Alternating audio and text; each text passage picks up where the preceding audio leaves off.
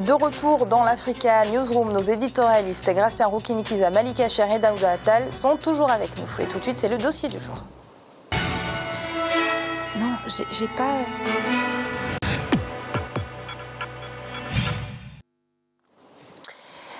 Et donc, cette semaine spéciale consacrée à l'élection présidentielle au Togo, nous avons parlé hier des 10 ans de mandat du président Faure Gnassingbé.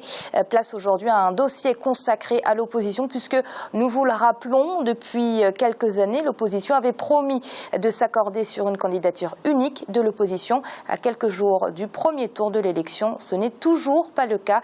Ils sont 4 candidats de l'opposition à affronter le président Faure Gnassingbé.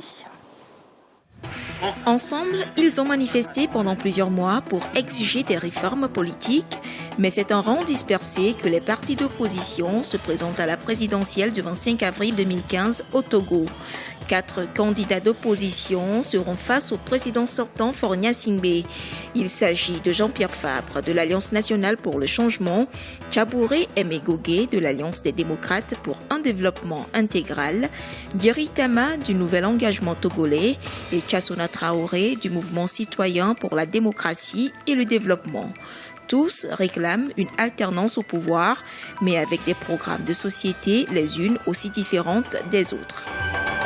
Le président Faure Gnassingbé totalise aujourd'hui 10 ans à la tête du Togo.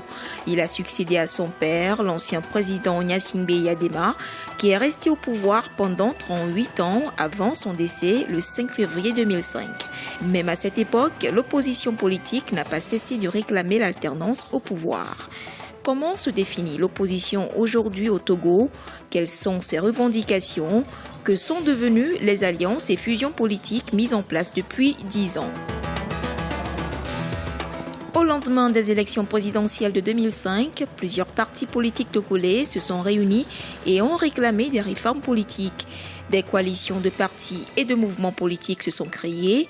Certains ont très vite été dissoutes, mais d'autres sont toujours actives. Seulement, ils n'ont pas pu s'entendre sur la désignation d'un candidat unique pour faire face au président sortant Faure Gnassingbé à la présidentielle du 25 avril prochain. Elle n'a pas un but commun, elle n'a pas d'idéal commun. C'est-à-dire que fondamentalement, le but d'une véritable opposition démocratique, c'est d'abolir la dictature. Mais ils ne sont pas dans cette logique-là. C'est-à-dire que leur logique, c'est surtout celle d'aller au pouvoir coûte que coûte, quels que soient les moyens. Tantôt ils sont Premier ministre, tantôt ils sont dans le gouvernement, le lendemain ils ressortent, après le surlendemain ils retournent. Donc ça veut dire que ce n'est plus une opposition qui répond véritablement aux aspirations du peuple togolais. Au-delà du jeu politique, plusieurs rancunes et rancœurs existent entre les formations politiques de l'opposition. Le désir de satisfaction personnelle est parfois à la base de l'échec de nombreuses démarches pour une alternance politique au Togo. Un peu avant que la date de la présidentielle d'avril 2015 ne soit fixée, plusieurs partis d'opposition ont très tôt décidé de boycotter le scrutin en l'absence des réformes politiques et constitutionnelles exigées. Une démarche très vite dénoncée par certaines formations politiques comme le Nouvel engagement togolais. Aujourd'hui, nous avons envie de briser un carcan, un piège, une prison dans laquelle on a placé les Togolais. C'est que les Togolais, depuis les années d'indépendance, ont toujours été écartelés entre 2 logiques aussi excessives l'une de l'autre. Ça a été autrefois le CUT et le CPN. Après, ça a été le RPT et l'UFC. Aujourd'hui, c'est l'UNIR et l'ANC. Le Bieri Tama du net a envie de trouver une 3e voie. Une voie qui parle au peuple, qui écoute le peuple, et une voie qui comprend que c'est grâce à toutes les énergies qu'on peut transformer ce pays. Une voie qui ne se focalise pas uniquement sur le fauteuil présidentiel. Selon plusieurs analystes, l'organisation de la masse des opposants est aujourd'hui nécessaire pour faire émerger une force politique cohérente à même de faire une pression durable sur le régime en place. Je pense que l'opposition togolaise n'a pas compris que c'est dans l'union que réside la force. Nous pouvons dire que depuis 1990 à ce jour, le paradigme que l'opposition togolaise a toujours emprunté demeure le même.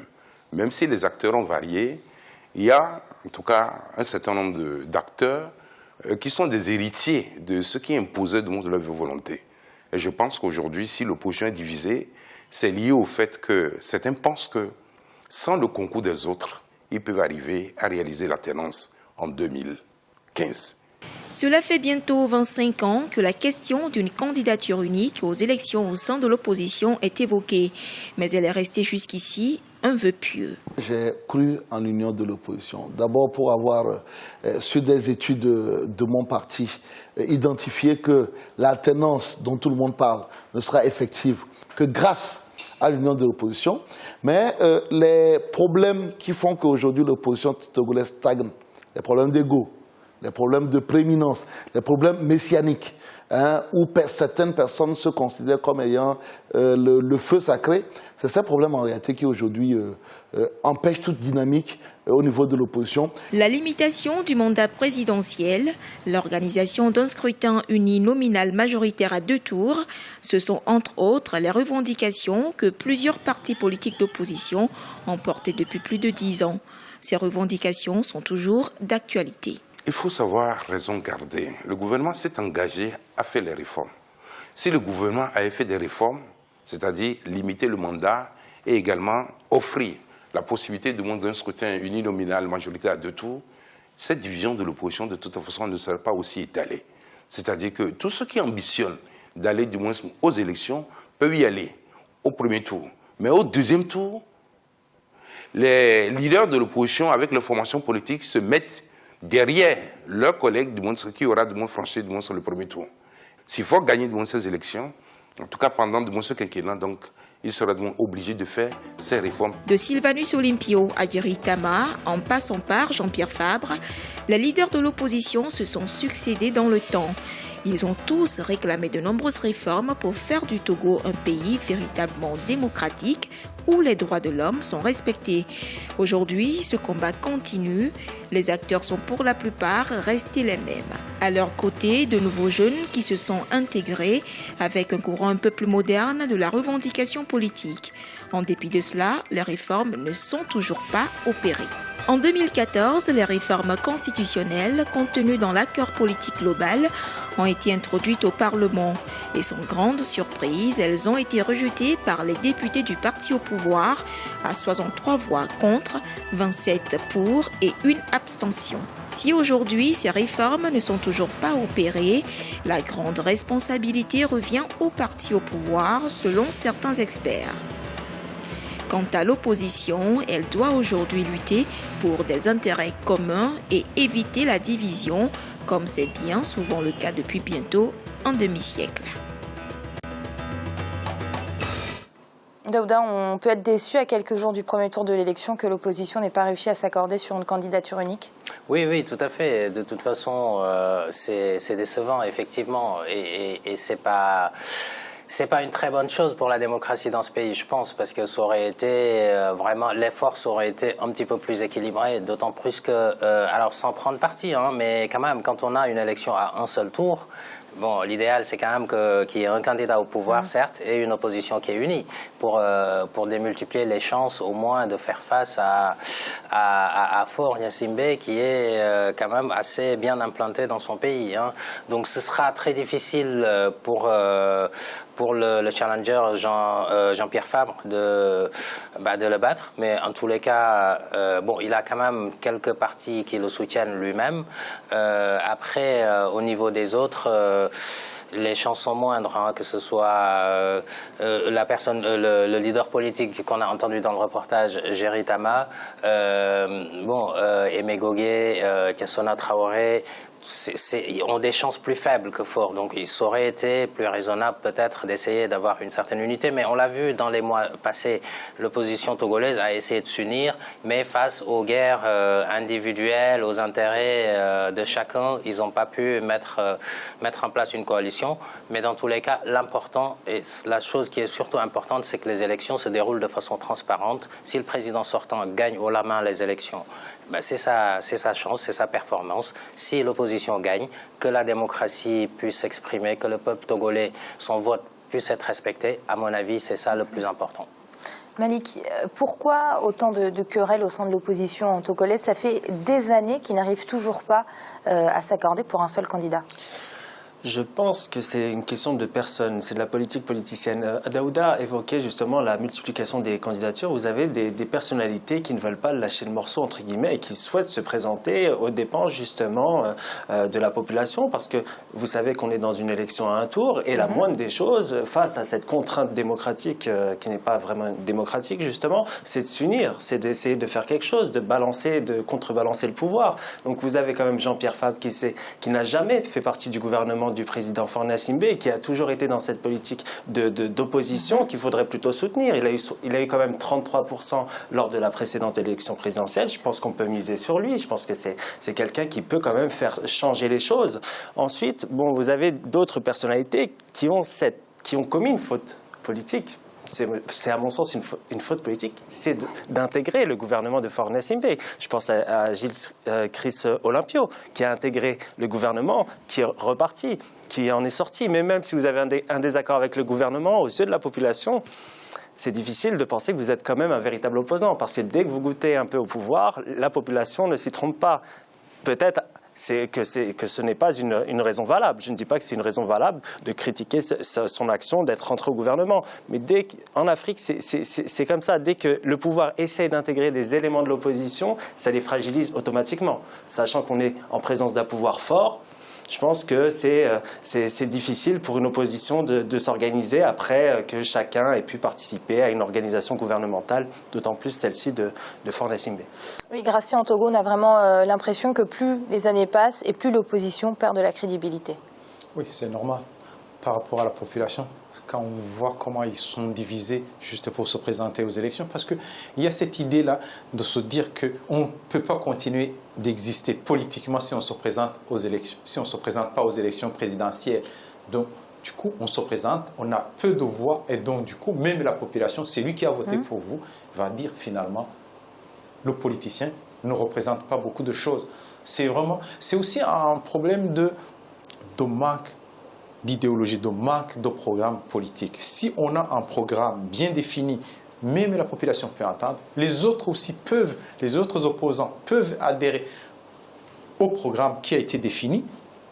Par exemple, on peut prendre le cas de Jean-Pierre Fabre. Si vraiment il avait un programme bien solide il essaie de convaincre les autres d'adhérer non pas à sa candidature en tant que lui-même, mais adhérer à ses idées, à ses projets, il pourrait y avoir un changement d'idée pour certains. Parce que de cette façon-là, si on se présente aux élections à un seul tour, des élections... Un tour. Oui, on peut. Donc, c'est-à-dire que c'est lui qui aura, si le président actuel a 30%, que les autres ont 5, 10, 20, il va gagner. Alors qu'en étant unis, ils peuvent avoir 40%, même le président s'il a 35%, donc ils auraient gagné. C'est vraiment une occasion de faire un changement parce que le Togo a été dirigé par la famille Gnassingbé depuis un bon moment. Il serait temps qu'il y ait un changement pour que le peuple sente vraiment les fruits de ce changement. Alors Daouda, sans être médium bien évidemment, mais on a une opposition qui perd de la crédibilité, qui manque d'idéologie, qui n'arrive pas à s'accorder sur une candidature unique. On a un scrutin à un tour. Tout ça, ça veut peut-être dire que ça va profiter à l'élection de Faure Gnassingbé. Oui, je pense que, bon, quoique, on ne sait pas aujourd'hui. Bon, les tendances quand même montrent que c'est, comme l'a dit Gratien, c'est quelqu'un qui est fort, implanté depuis son père, ensuite lui, etc. Donc, on pourrait faire cette projection. En même temps, si le fichier électoral est vraiment valide et régulier, je pense que quand même Jean-Pierre Fabre a ses chances également. Parce que tout dépend de ça. Rappelons que la dernière élection, Faure Gnassingbé avait quand même gagné à 60%. Ça, je pense déjà que ce n'est plus possible au Togo aujourd'hui. Maintenant, il y a des différences, il y a des divergents au niveau du fichier électoral. Prolonger la date de l'élection de 10 jours, pour réviser un fichier électoral, ça me paraît pas suffisant en tout cas. Qu'est-ce qu'il aurait fallu faire? Dépasser les délais constitutionnels? Non, dépasser les délais constitutionnels, il aurait fallu le penser avant. puisqu'on avait le temps. On savait que l'élection, d'autant plus que c'est fixé dans la Constitution, allait arriver à telle date. Donc il aurait fallu le prévoir bien avant, tout le monde le savait. Je donne l'exemple du Sénégal, ça a duré 3-4 mois. Pendant l'élection de 2012, et l'opposition avait exigé la révision du fichier électoral, ça a duré longtemps et ça a été fait de façon transparente. Abdoulaye Wade a été battu par Macky Sall, mais en 10 jours, on ne peut vraiment pas réviser un fichier électoral, ça c'est une évidence. Hein. Et puis d'autant plus que l'opposition, quand même, est en train de décrier cela, étant donné qu'il y a certainement des doublons, il y a certainement des irrégularités que 10 jours ne peuvent pas permettre de déceler, etc. Il y a un certain nombre de marches, de manifestations qui sont prévues, notamment par des associations affiliées aux droits de l'homme, dans les jours qui viennent. Mais pour revenir à votre question, je pense que si l'élection se déroule de façon normale, transparente, à 100%, les deux candidats ont leur chance. Vous parlez de Jean-Pierre Fabre et du président Faure Gnassingbé. Alors Malik, là on parle de l'opposition, et pour parler plus généralement de l'organisation de ces élections, comme Daouda vient de le rappeler, l'élection a été reportée de 10 jours pour réviser le fichier électoral. Il y a eu beaucoup de couacs pour l'organisation de ce scrutin. Oui, beaucoup de couacs, et Daouda l'a rappelé, cette révision comme ça rapide du fichier électoral à quelques encablures de l'élection, c'est un automatisme qu'ont beaucoup de pouvoirs forts pour justement s'assurer d'organiser le scrutin en leur faveur. Ça existe dans plusieurs pays. En général, ils nomment même des proches à la tête de ces commissions justement chargées de la révision. Donc c'est une récurrence. Aujourd'hui, on peut s'interroger sur la crédibilité, la transparence de Bien sûr, je pense élection. Que voilà, Alberto Olympio, je n'affiche pas aucune tendance politique en disant ça, mais a essayé quand même de voir s'il y avait beaucoup de doublons. Il s'est révélé qu'il y avait beaucoup de doublons. On a vu quand même des organisations internationales s'intéresser au fichier électoral. Donc effectivement, il y a des soupçons, c'est évident. Donc la transparence n'a pas été une chose qui a été acquise lors de la révision du fichier électoral, et le pouvoir justement a fait en sorte de limiter justement cette transparence. Alors on impute la responsabilité de la mauvaise organisation de ces élections au pouvoir, mais l'opposition a aussi peut-être un rôle à jouer. Oui, l'opposition a un rôle à jouer. L'opposition, par exemple, aurait obligé ou exigé d'avoir un temps. Parce que quand on révise la liste électorale, il faut que l'opposition ait un temps de vérification. S'il y a 2 semaines qu'on donne à l'opposition 2 ou 3 jours ou une semaine, il n'y a pas moyen de vérifier. Donc c'est un élément il fallait se battre sur cet élément. Mais en même temps, on peut dire que c'est surtout le pouvoir qui organise les élections, qui a la main pour bien faire au niveau de cette liste. Mais en général, quand on le fait, c'est qu'on se prépare à tricher ou à arranger quoi que ce soit. Ce n'est pas vraiment anodin un tel changement. Malik ? Juste, je voulais rajouter, je pense qu'il y a une faute qui a été commise par l'opposition, une partie de l'opposition, pas toute l'opposition togolaise, c'est d'appeler au boycott. Je pense, à mon sens, que le boycott... Vous avez appelé à l'arrêt du processus électoral. À l'arrêt du processus et du boycott, il faut le dire, de l'élection. Donc cet appel au boycott ne fait que renforcer les pouvoirs. Ça a toujours été comme ça. Dans tous les pays, dès qu'on appelle au boycott, ça renvoie une image de l'opposition qui n'est pas responsable. Et au mieux de lutter justement pour avoir des acquis démocratiques, pour justement lutter pour des causes justes, pour promouvoir une alternance démocratique, ces oppositions-là se rétractent et se disent non, nous on boycotte. Je pense que c'est une très mauvaise solution qui a été évoquée par beaucoup de partis politiques au Togo. Daouda, l'opposition n'a pas joué son rôle ?